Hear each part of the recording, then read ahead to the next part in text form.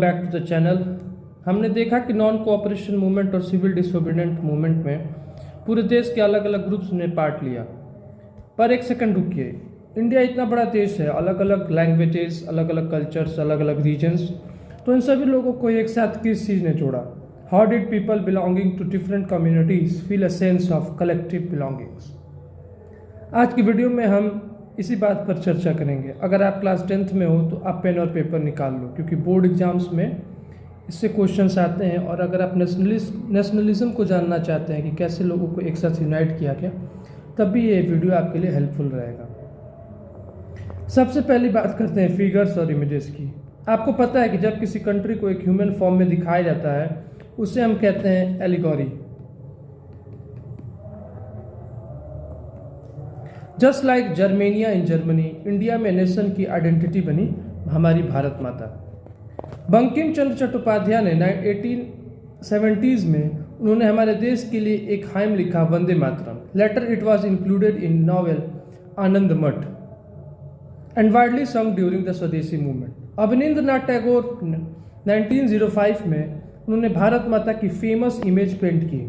इस पेंटिंग में भारत माता को एक एक्सकेटिक यानी एक सन्यासी के रूप में दिखाया गया है।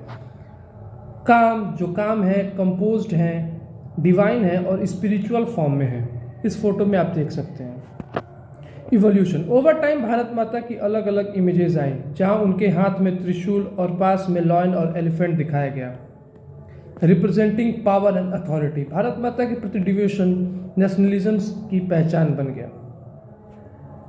नेशनलिस्ट ने गांव-गांव जाकर भक्स, फॉल्क सिंगर्स, जिन्हें बार्ड्स भी कहते थे, ट्रेडिशनल फॉल्क टेक्स्ट और सॉन्ग कलेक्ट करना शुरू किया।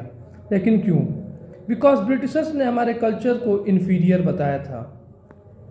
ब्रिटिशर्स ने इंडियन को इन्फीरियर बताया था। Nationalists felt that these folk texts give a true picture of traditional culture that had been corrupted by outside forces. इसमें सबसे आगे थे Rabindranath Tagore.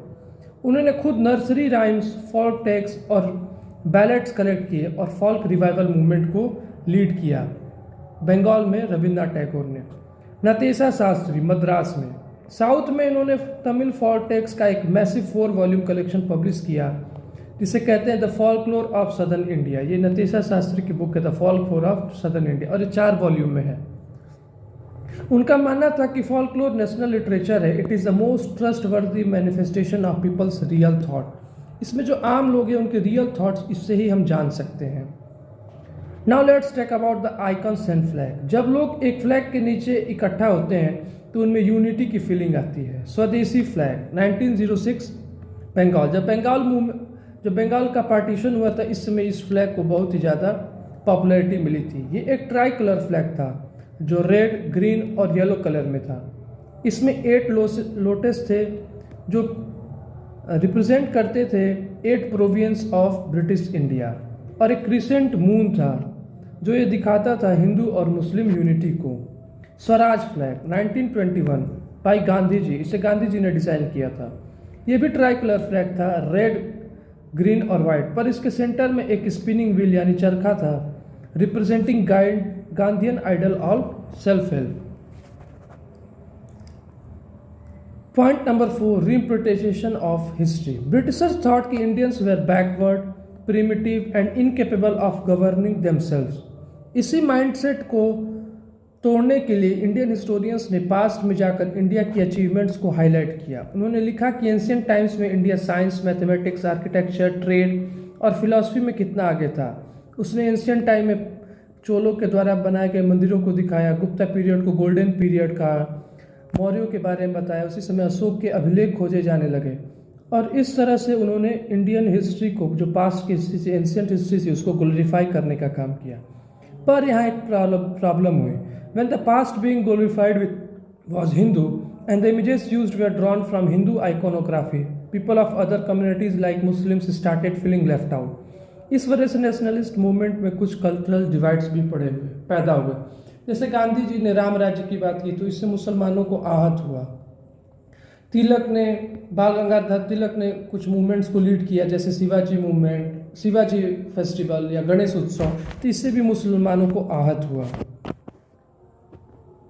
So students, let's wrap up the conclusion. A growing anger against the colonial government brought together different groups and classes of Indians into a common struggle for freedom in first half of the 20th century. Congress under Mahatma Gandhi tried to channel people's grievance into organized movement, but as we saw, different groups have different expectations and varied aspirations. Freedom mean different things to different people. High और lows के बावजूद continuous effort के साथ एक nation emerge हो रहा था with a voice wanting to be free from colonial rule, and that is how nationalism was forged in India. और इसी के साथ हमारा ये चैप्टर नेशनलिज्म इन इंडिया पूरा ख़त्म होता है.